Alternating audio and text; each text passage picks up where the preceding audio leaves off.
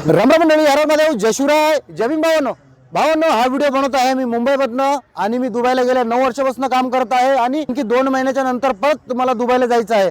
तर भावांनो, मी तुम्हाला दुबईवरनं पण खूप सारी माहिती दिली दुबई कामाबद्दल आणि मुंबईला आलोय, भारतामध्ये आलोय, तरी पण मी माझं काम सुरू ठेवलेलं आहे. तुम्ही सगळ्यांनी मला भरपूर कमेंट केलेलं आहे की तुम्हाला दुबईला फ्रेशर ड्रायव्हरचा जॉब पाहिजे, तुम्हाला फ्रेशरसाठी. तर मी आज ड्रायव्हरच्या जॉबविषयी तुम्हाला मी काही माहिती सांगणार आहे. ड्रायव्हरच्या कामासाठी जर तुम्हाला दुबईला जर कामाला यायचं असेल ना, तर दुबईला ड्रायव्हरचं काम मिळणं खूप खूप कठीण आहे. कारण की काय माहिती आहे का, तुम्हाला तिथे लायसन्स लवकर मिळणार नाही, कारण की इकडलं लायसन्स बाहेरच्या देशात चालत नाही. त्याच्यामुळे तुम्हाला दुबईचं लायसन्स घेण्यासाठी खूप खूप मेहनत करावं लागेल, खूप कठीण आहे. आणि त्याच्यासाठी जवळपास तुम्हाला 4 ते 5 लाख रुपये खर्च करावा लागेल. मग आता तुम्ही म्हणसा, मग आता आम्हाला ड्रायव्हरचं काम मिळणारच नाही का? नाही, असं नाही, मिळेल. कारण की गल्फ कंट्रीमध्ये अशा काही कंट्री आहेत की तिथे तुम्हाला इझिली लायसन्स मिळू शकतं. जर तुम्हाला दुबई सोडून जर तुम्हाला सौदीमध्ये जर तुम्हाला जायचं असेल, सौदी अरबला ड्रायव्हरच्या कामासाठी, तर तुम्हाला तिथला जो कपिल असतो, म्हणजे त्याला शेठ मानला जातो, जिकडला जो शेख असतो तो तुम्हाला लायसन्स बनवून देऊ शकतो एकदम स्वस्त्यामध्ये. परंतु आणि तुम्हाला तिथे ड्रायव्हिंगचं काम पण मिळू शकतं फ्रेशरमध्ये. म्हणजे तुम्हाला मी जे तुम्हाला ऑफिस सांगितलेत भरपूर काही, ते ऑफिसच्या मार्फत जर तुम्ही गेलात ना, तर तुम्हाला इथूनच तुम्हाला ड्रायव्हरचं काम मिळू शकतं.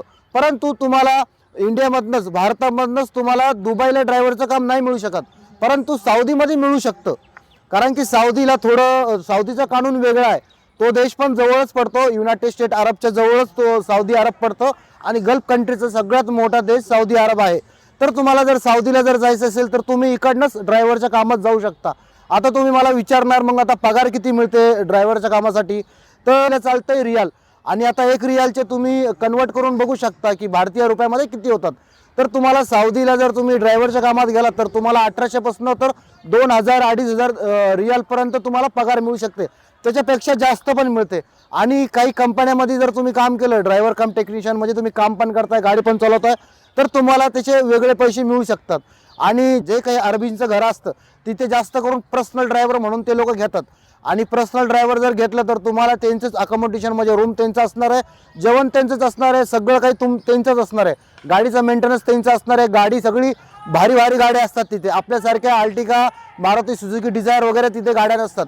तिथे सगळ्या ऑटोमॅटिक गाड्या चालतात आणि ड्रायव्हरचं काम खूप स्ट्रिक्ट काम आहे तिथे. आता तुम्ही मला विचारणार की मग दादा आम्ही सौदी अरबला जायला पाहिजे का ड्रायव्हरच्या कामात?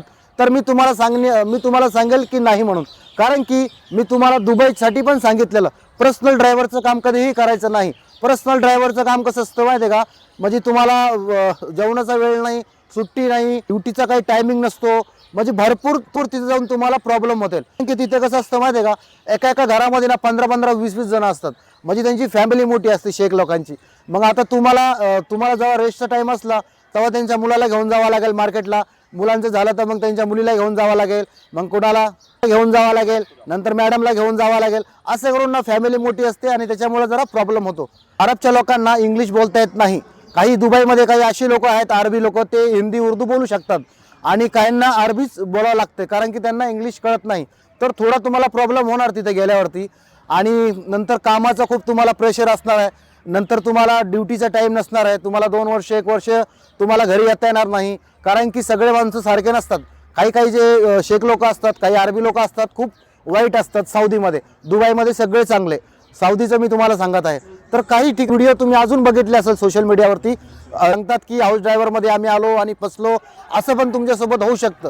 त्याच्यामुळेच मी तुम्हाला अगोदरपासून सांगतोय, जर तुम्हाला बाहेरच्या देशात कामाला यायचं असेल तर ड्रायव्हरमध्ये यायचं असेल तर कंपनीच्या ड्रायव्हरमध्ये यायचं, कधी पर्सनल ड्रायव्हरमध्ये कामाला जायला नाही पाहिजे. तुम्ही जर जायचंच असेल तुम्हाला ड्रायव्हरच्या कामाला, जर तुम्हाला वाटतं की नाही मी करू शकतो, तर मग तुम्ही सौदीला जावा.